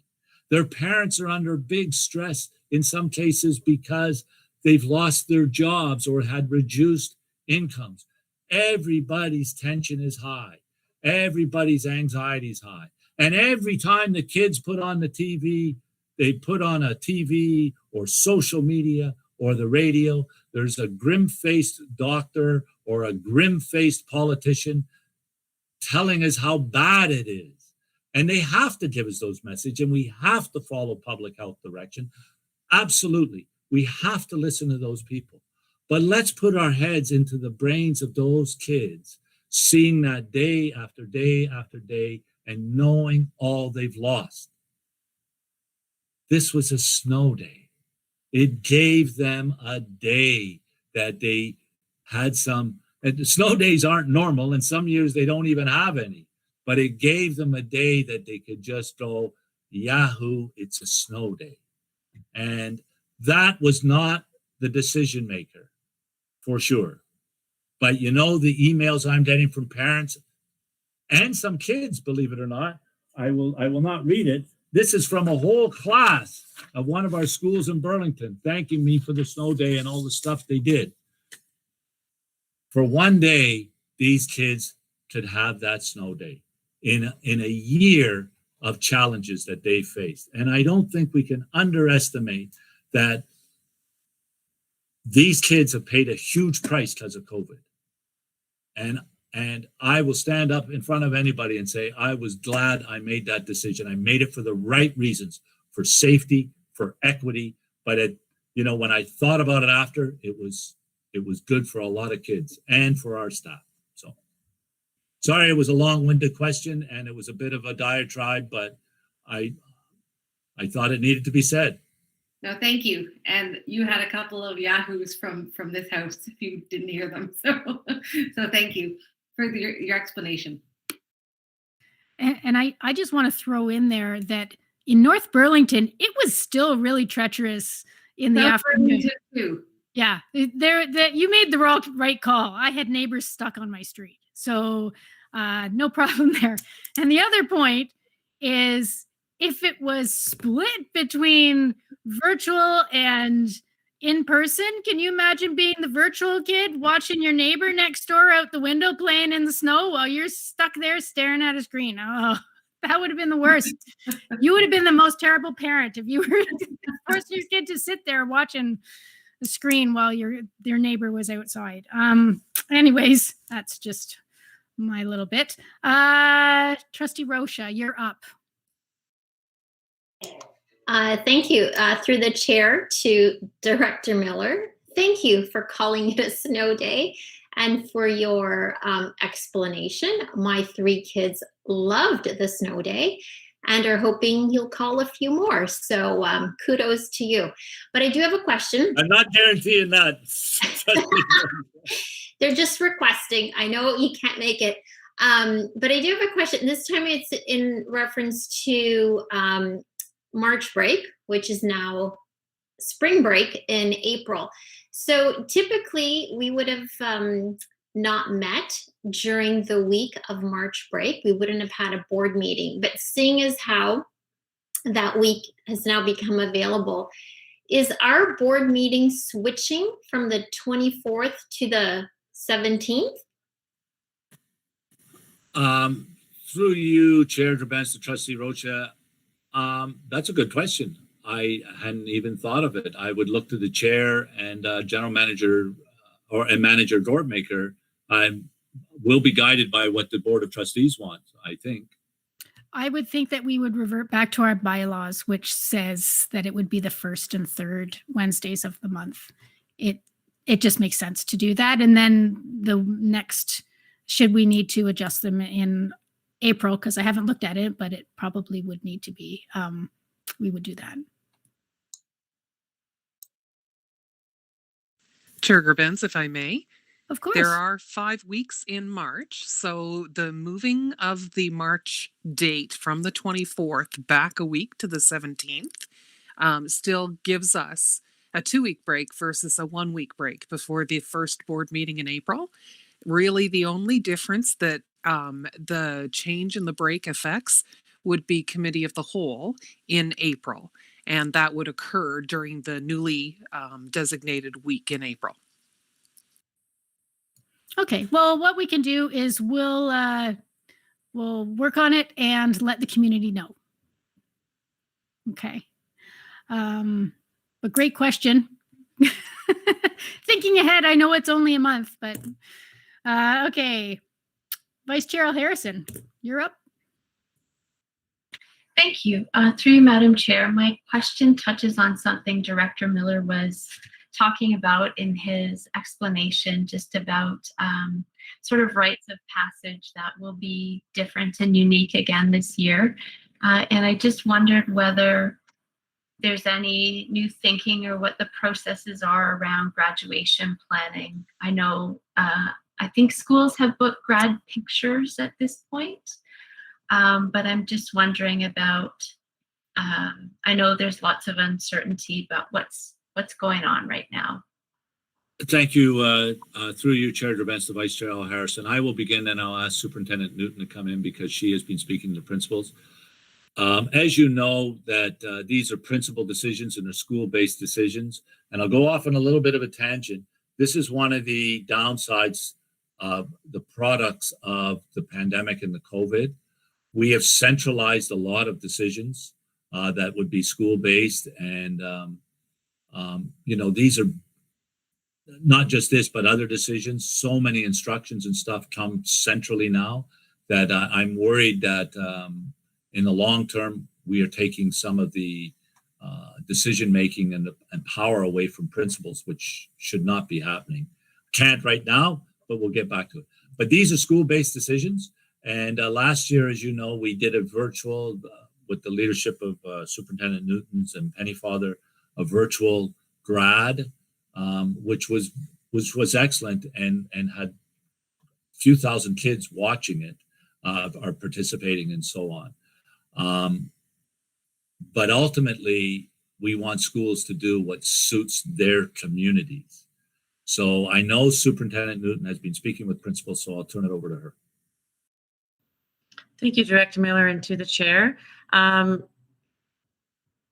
Grads, so whether we're talking about a grade 8 grad or we're talking about a grade 12 grad, Superintendent Truffin is working with the elementary principal teams, and I'm working with the secondary principal teams as a liaison.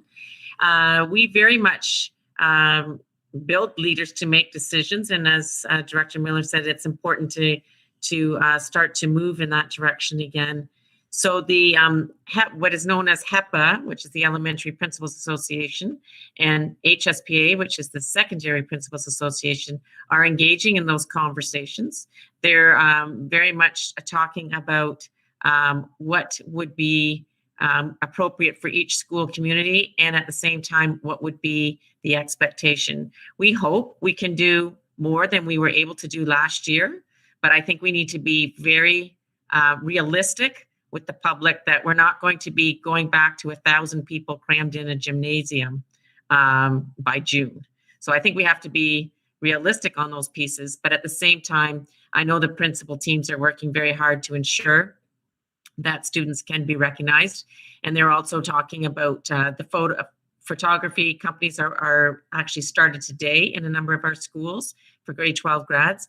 And I also would like to emphasize that COVID gave us an opportunity to change some things that have just become, this is the way we always do things. And so again, some really good things have come out of how to celebrate students, as we saw in Student Excellence Evening, that many more families could join around a Zoom presentation. Grandparents could enjoy it as well. So we want to be very careful about what we're doing. Obviously, students would have a clear voice in what we're looking at in terms of what can be done. But at the same time, we want to be very cautious of what is along health protocols, and at the same time, a genuinely wonderful way to celebrate students. So we are turning it back to the principal teams in each school, and obviously they will consult with their students who are the primary recipients of those things. But I think gone are the days of the limousines in the kindergarten grad gowns. Okay, thank you. Next is Trustee Gray. Yes, thank you very much. This is just for trustees. Just hold on one second. Trustee Gray, Trustee Vigil and Cara actually has something to say on the last point. Sorry about that. I put my hand up a little late. I think Trustee Taylor might want to also add on, but just on the topic of planning grad and how COVID's kind of interrupted everything. On our Student Senate, we've created a working group of grade 8 and 12 students that are focused kind of on maybe some creating like creative suggestions and solutions to the barriers to grad this year. So we just made the working group recently, and they'll be meeting soon. And as soon as their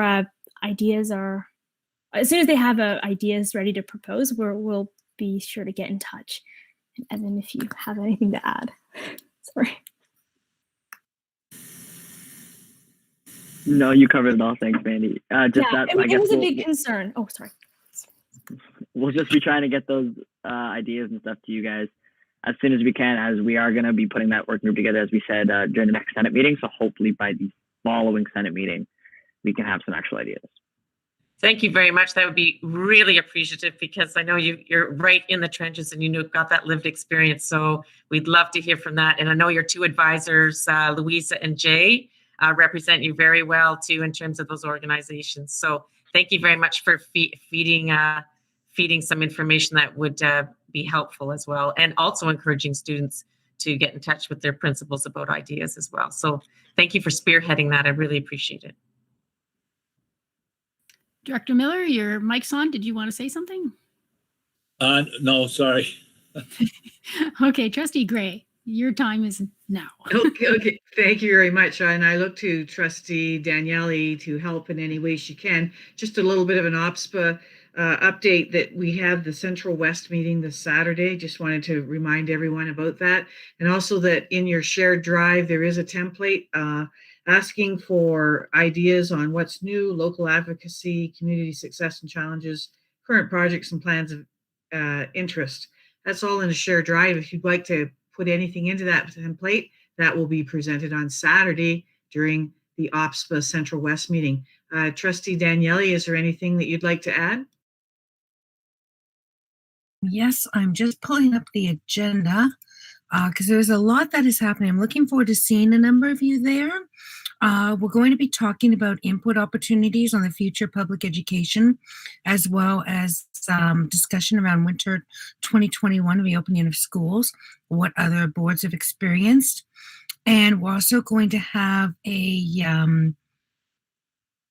discussion on board implementation of the report of Truth and Reconciliation Commission, to see again from around Central West, the seven boards, what each different board has been done. So it's a pretty fulsome agenda, and I'm very much hoping that a number of you will be there. And if the student trustees are, please let me know, because you are more than welcome. If you haven't already been sent the agenda, I can do so. Okay, great. Thank you very much. We have the agenda. Thank you. Wonderful. Trustee Oliver, you are up. No, thank you. I was just putting my hand up for our student trustees. Oh, I appreciate that. Okay, great. So there are no more comments and questions, or no one else on the speakers list. So we are up to 5.9, which is public questions. Vice Chair Al Harrison, would you like to speak to this? Sure, yes, absolutely. Through you, Madam Chair. We do have a couple of questions that came in tonight, and I just want to make notes that this is an evolving and new practice, so we're trying to get it right and balance out a number of things that I just wanted to note before getting to those questions. Firstly, the Board of Trustees meetings are governance focused. So it's our hope that the lion's share of the questions that come in are ones that we as trustees can answer from a governance perspective.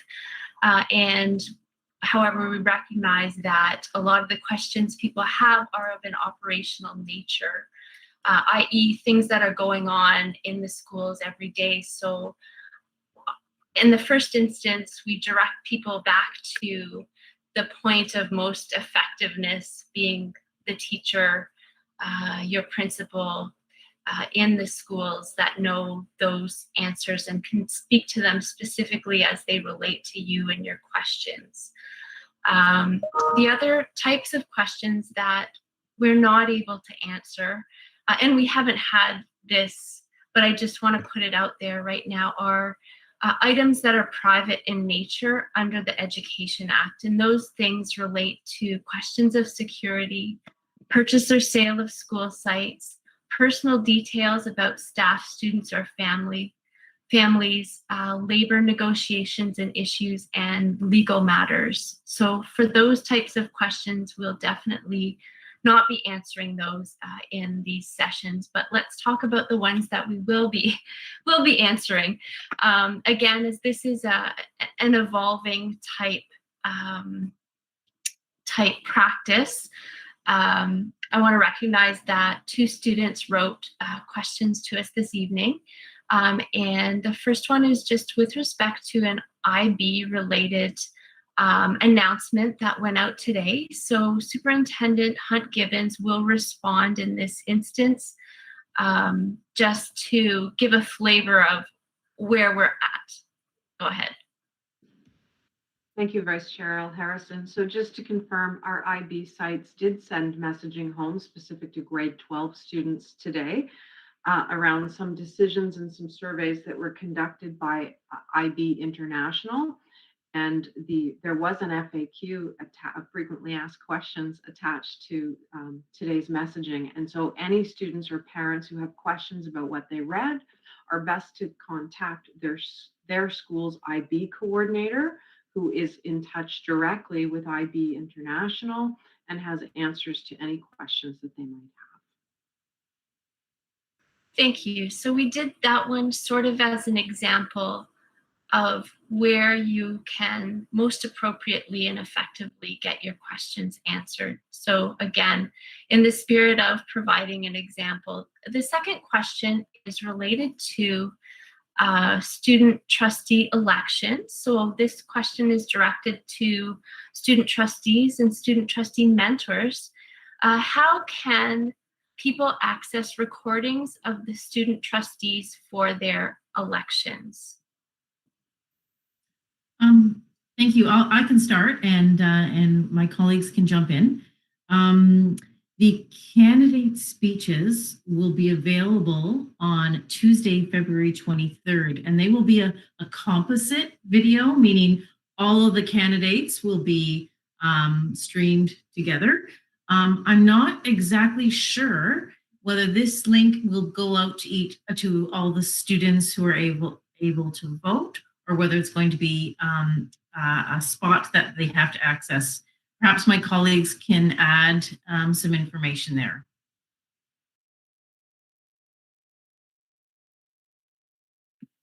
Okay, I'll begin. I think Mr. Raposo would know exactly where you can find the video, but like Trustee Reynolds said, it'll be one big video with all the little speeches in it, and I think an email will be sent out indicating where they can find the video, and then also a link to vote online will also be sent out to each grade 7 to 12 student, because that's who's eligible to vote. It'll be sent through the HDSB account, so they need to check their HDSB account, and they also need to vote from, I believe, their HDSB account. That's something important to note. Thank you. Superintendent Truffin, you popped on. Evan, did you have something to add? Okay, I just wanted to build on that, and that the senators will be working on some announcements for the schools that may go out as early as Friday of this week, and definitely next week in advance of the actual voting date, so that students will be reminded of student trustee elections in the days preceding and on the day of the election. An email will be sent with a link to the video, as well as dates for voting, and each individual student will have their own unique identifier, or unique designated link for voting. And I think that's what Superintendent Truffin will be speaking to. So there will be some advanced communications in written and verbal format going out to the students from in each school. Thank you. Madam Chair, there are no other questions. Thank you. I forgot to add something. I'm very sorry. Go right ahead. I'm a mess today. As well, there are posters, if that wasn't mentioned before. I think the student trustee website or the HDSB Student Senate website will be posting candidate posters, so students can also view the candidate posters. Okay, and Superintendent Truffin, you have your camera on. Did you want to say anything? I did, but it was covered very well by Trustee Oliver, Trustee Vindokara, and Trustee Evans. No problem. It's excellent. IT is happy to support this initiative, and this is the third time that we've done electronic voting, so it'll go very well. Okay, and Vice Chair Harrison said that there are no more questions. That second question is governance. It's lovely to get a governance question. Okay, and so we are done that portion, but we need to go back into private session. So I need Trustee Reynolds, so you're in the middle of my screen. Would you like to make a motion to move back into private session? Happy to do so. Okay, and Trustee Oliver, you're right beside her. Would you like to second? Yes. Is there Yes. any discussion? Okay, excellent. Is there any discussion on going back into private session? Oh, Trustee Gray, you have your hand up. I just noticed it now. Is there anything that you need to? Oh, no, I'm fine. Thank you. Okay, great. So all those in favor of rising into private session, please vote.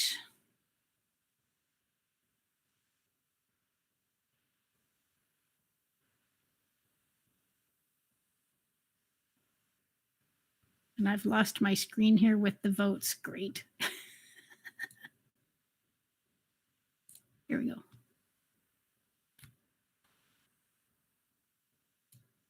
I've got 9 votes so far. People are wary of going back in. 10 votes so far. Trustee Shuttleworth? Sorry, so often it does this funny thing that asks me to confirm my email. So even though I vote, I have to vote again. So sorry I was delayed. So far, that's 11. And has mine not come through? That's weird. No, mine is there. Trustee Taylor?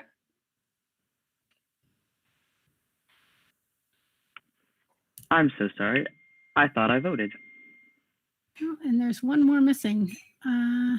There we go. My apologies. Well, that carries. Definitely carries. So I think there might be one missing, but I'll let Manager Gortmaker know. And we are now in private session. So we'll give a couple of minutes so that, thank you very much, Evan and Vandy.